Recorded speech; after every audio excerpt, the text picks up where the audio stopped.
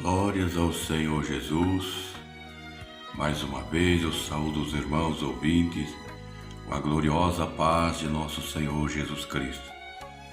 Irmãos, cumprindo mais um ide de nosso Senhor Jesus, que venho fazer mais esse vídeo. Quero lembrar os irmãos que não estamos mais em um tempo de ficar perdendo tempo com palavras que ficam rodeando sem chegar ao objetivo que realmente é necessário ser tratado.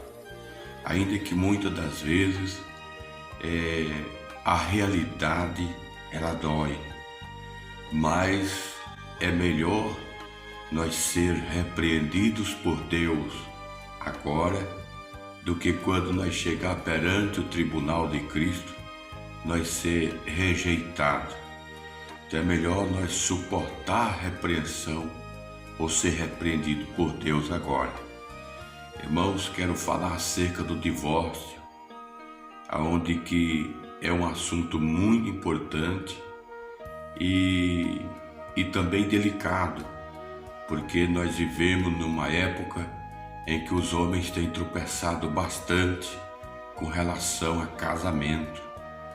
E como está escrito no livro de Malaquias, o Senhor Deus, Ele foi testemunha entre ti e a mulher da tua mocidade. Ou seja, o Senhor Deus, Ele é testemunha no casamento. E já lembrando também, você pode conferir, você pode ler na sua Bíblia, o povo de Israel teve uma época que eles passaram por um momento muito difícil, foi muitas lágrimas, porque eles, sem observar ou se esquecendo do que Deus tinha falado por intermédio dos seus servos, eles foram casar-se com mulheres estranhas. E isso trouxe uma consequência de muitas lágrimas. Pois no livro de Esdras, no capítulo 10, a seguir ali, você pode ler que eles tiveram que despedir as mulheres que eles tinham casado, tiveram que mandá-las embora, e alguns deles já tinham até filho com essa mulher. Mas quando o assunto trata-se de salvação, é melhor nós ignorar as lágrimas humanas e obedecer a Deus. Quero ler alguns versículos que a Bíblia ela fala trata o assunto do divórcio, né? Hoje nós estamos vivendo em uma época que até mesmo muitos pastores, obreiros, diáconos, bispos, os membros e assim muitas pessoas já vivem o segundo, terceiro casamento.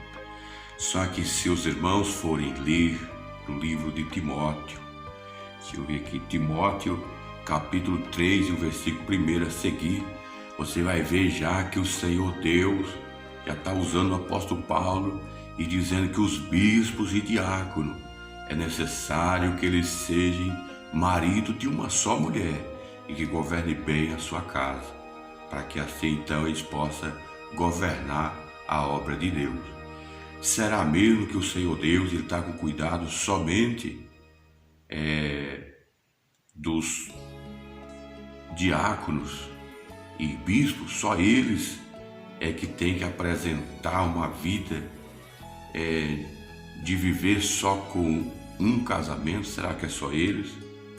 Será que tem diferença entre ou seja, entre um diácono ou um bispo, diferença entre eles e os membros?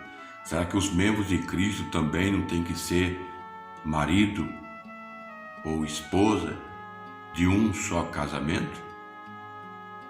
E se tiver que despedir a mulher que você tem, vai ser muito difícil. A gente entende que vai ser muita lágrima, mas ainda está enquadrado em uma atitude que o povo de Israel teve que tomar. Lá na época de Esdras, está escrito no livro de Esdras, capítulo 10, você pode ler lá, que eles tiveram que tomar essa atitude para apaziguar a ira do Senhor Deus. Agora, mediante a tudo que a gente estamos conversando aqui, o porquê que é tão interessante a gente falar sobre isso? Porque a nossa salvação, ela é muito preciosa, ainda que para adquiri-la seja necessário adquiri-la com lágrimas. Quero ler também outros versículos da Bíblia aqui, que vai afirmar a necessidade de que o servo do Senhor, ou seja, um salvo, ele seja marido de uma só mulher. Então, irmãos, eu já estou aqui com a Bíblia aberta no livro de Marcos, capítulo 10, e o versículo 9 a seguir. Assim está escrito. Capítulo 10,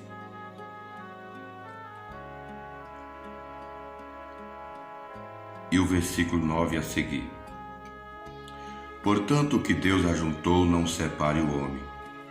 E em casa tornaram os discípulos interrogar Jesus acerca do divórcio, acerca disso mesmo. E ele lhes disse: qualquer que deixar a sua mulher e casar com outra, adultera contra ela. E se a mulher deixar o seu marido e casar com outro, adultera. A gente vê alguns tendo esperança de que pode se separar e casar com outra, lá em Mateus capítulo 19 e o versículo 9. Só que se você for ler lá, o Senhor Jesus, ele, em hipótese alguma, ele falou que um homem deixe uma mulher e case-se com outra. Ali em Mateus capítulo 19, versículo 9, dá até a entender que no caso de traição é permitido separar-se. É permitido, ali dá para entender. Só que em hipótese alguma, Jesus está dizendo em separar e casar-se de novo. O que eu venho entender é que você separar e ficar só, você não tem culpa nenhuma. Você está sendo fiel, ou seja, você está sofrendo e ficar só, por fidelidade ao seu primeiro voto com Deus, que é o voto do casamento. Quando você foi traído e você se separou, até aí a gente vê, segundo ali Mateus 19, 9, que você está em comunhão com o Senhor. Quando você casa-se de novo, você vem correr um grande risco de você tropeçar contra o Senhor Deus, aqui em Marcos 10, 10, que diz assim, ó, em casa tornaram os discípulos interrogar Jesus acerca disso mesmo. E Jesus disse: qualquer que deixar sua mulher e casar com outra, adultera contra ela. E se a mulher deixar o marido e casar com outro, adultera. Então, esse é um assunto muito importante a ser tratado. Você vê que não é simplesmente ser crente. E é um assunto muito importante a ser tratado, porque no livro de 1 Coríntios 6 e o versículo 10, a Bíblia afirma que os adúlteros não terão parte no reino do Senhor Deus, do Senhor Jesus. Então é um assunto muito importante. Vou ler ainda um outro versículo que vai estar falando acerca de um motivo que as pessoas às vezes questionam. E se a pessoa divorciou antes de aceitar Jesus? Então, irmãos, já estou aqui com a Bíblia aberta de novo no Evangelho de João, capítulo 4 e o versículo 16, onde Jesus se deparou com uma mulher que já tinha divorciado, isso antes de se encontrar com Jesus. Olha só o que Jesus disse, né? Que às vezes a pessoa fala assim, não, a pessoa divorciou antes de aceitar Jesus, antes de ter um encontro com Jesus, né? Então, já lembrando que, deixa eu ver aqui certinho, em Mateus capítulo 3, o versículo 8, o Espírito Santo diz através de João Batista, produzi, pois, frutos dignos de arrependimento. O que quer dizer produzir frutos dignos de arrependimento?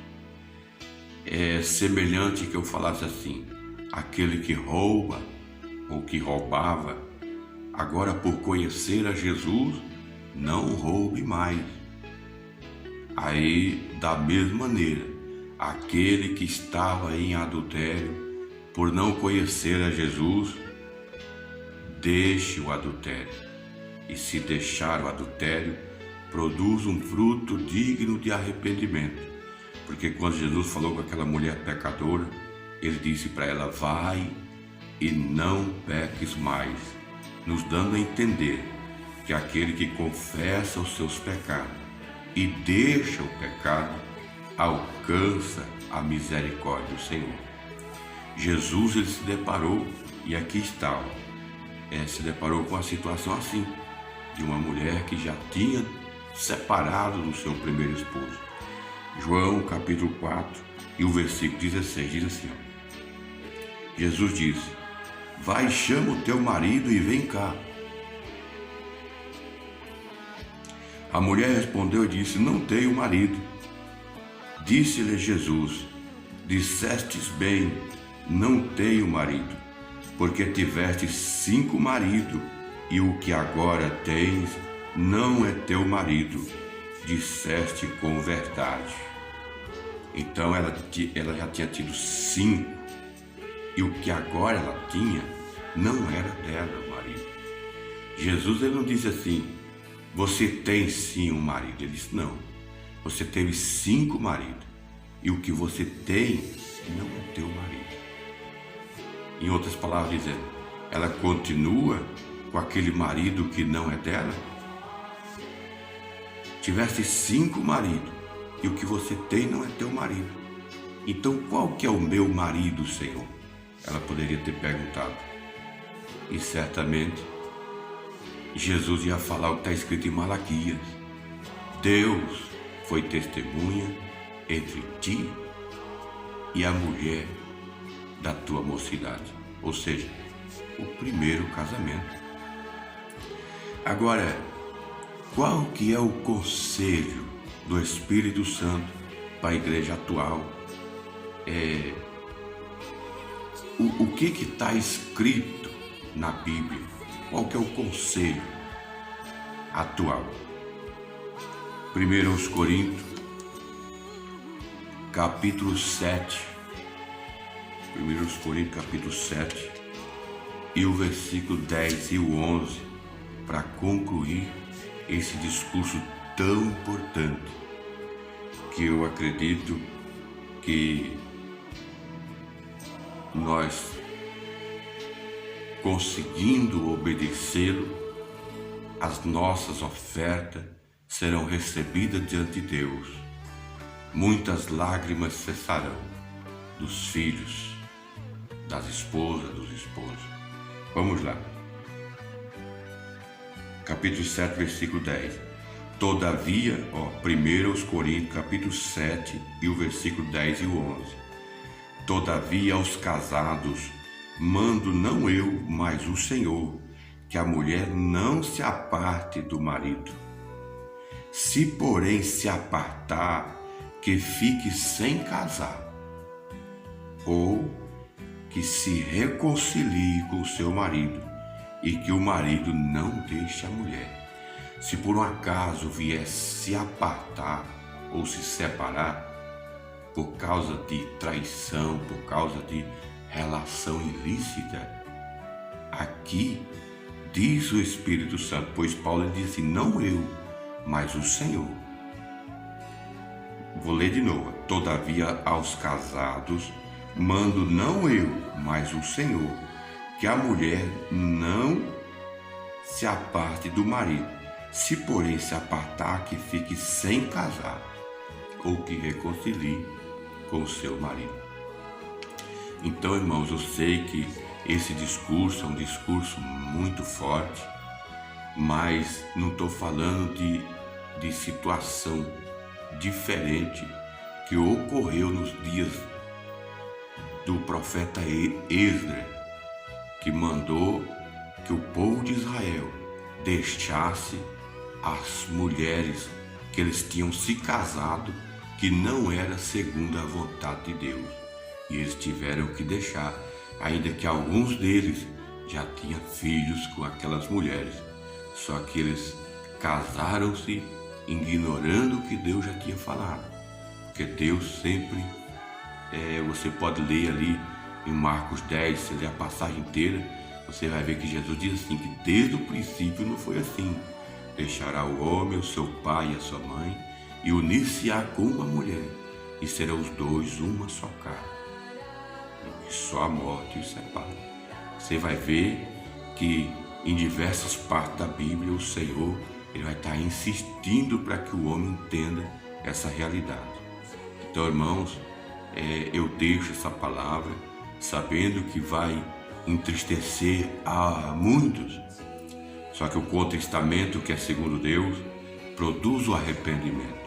E o arrependimento, a salvação, e a salvação vai trazer uma alegria muito maravilhosa para você que der ouvido ao Senhor naquele dia. Amém? Você está ouvindo? Então você vai receber a recompensa que tem todos os que se arrependerem de seus pecados. Então, mesmo eu sabendo que isso vai entristecer a muitos, o contristamento, que é segundo Deus, é bem-aventurado. E depois, Deus mandou eu pregar essa palavra. Amém? Que Deus abençoe a todos vocês, em nome do Senhor Jesus Cristo.